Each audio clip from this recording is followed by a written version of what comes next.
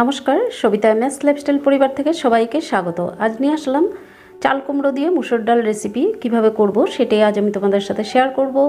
আর খুব কম তেল মশলাতেই কিন্তু এই চাল কুমড়ো ডাল রেসিপি তৈরি করা যায়। চলো তাহলে দেখে নেওয়া যাক। স্কিপ না করে পুরো ভিডিওটি দেখার অনুরোধ রইল।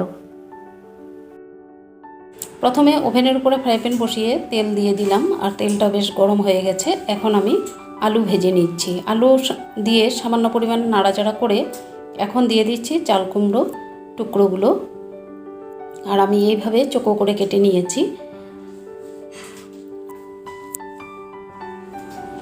আর এখন দিয়ে দিচ্ছি সামান্য পরিমাণে লবণ, আর দিয়ে দিচ্ছি হলুদ গুঁড়ো দিয়ে আমি খুব ভালো করে ভেজে নেব। আর এভাবে ভেজে নিলে খেতে কিন্তু অসম্ভব ভালো লাগে।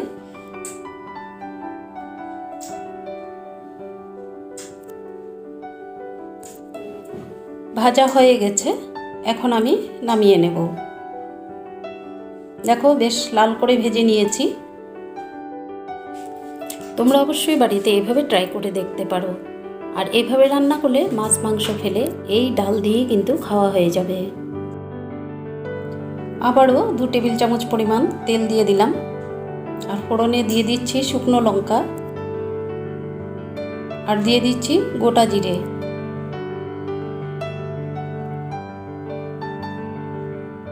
ফোড়নটা বেশ লাল হয়ে আসছে। এখন দিয়ে দিচ্ছি একটা মিডিয়াম সাইজের পেঁয়াজ। পেঁয়াজটা বাদামি কালার করে আমি ভেজে নেব।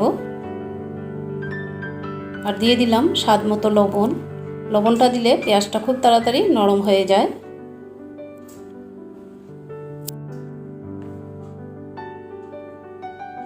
আর দিয়ে দিচ্ছি 1 টেবিল চামচ পরিমাণ আদা বাটা।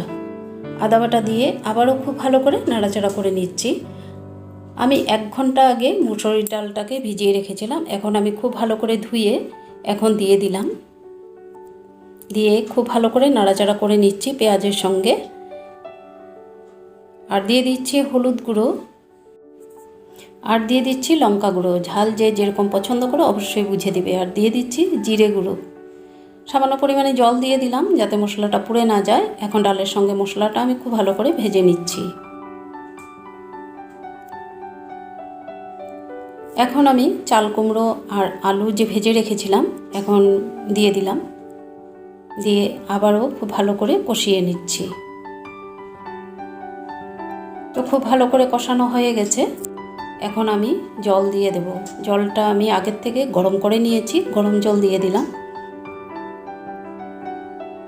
জল দিয়ে খুব ভালো করে নেড়ে চেড়ে দিলাম।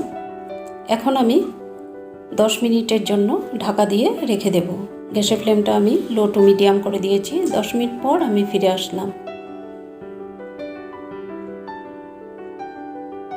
তো ডালটা হয়ে গেছে। আবারও 10 মিনিটের জন্য ঢাকা দিয়ে রেখে দেব। গ্যাসের ফ্লেমটা আমি অফ করে দিয়েছি। পুরো ভিডিও জুড়ে সঙ্গে থাকার জন্য অসংখ্য ধন্যবাদ। ভিডিওটি দেখে যদি ভালো লাগে অবশ্যই সাবস্ক্রাইব করে সঙ্গে থাকবে। সাবস্ক্রাইব করে রাখলে আমি যখনই নতুন ভিডিও আপলোড দেবো সঙ্গে সঙ্গে তোমাদের নোটিফিকেশনে পৌঁছে যাবে। সাবস্ক্রাইব করে বেল বাটনটি অবশ্যই প্রেস করে দিবে। আজকের মতো রাখছি, আবার আসবো নতুন একটি ভিডিওর সঙ্গে। সবাই খুব ভালো থেকো, সুস্থ থেকো। নমস্কার।